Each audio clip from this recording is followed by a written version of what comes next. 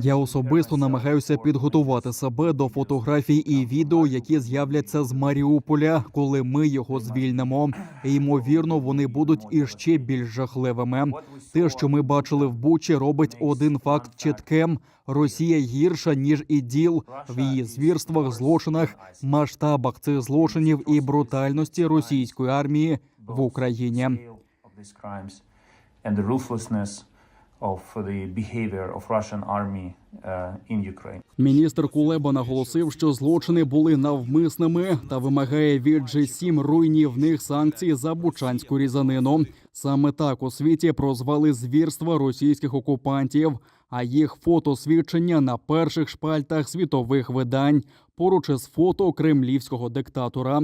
Світові часописи називають злочин жахом, а британський «Міррор» вийшов із заголовком «Геноцид».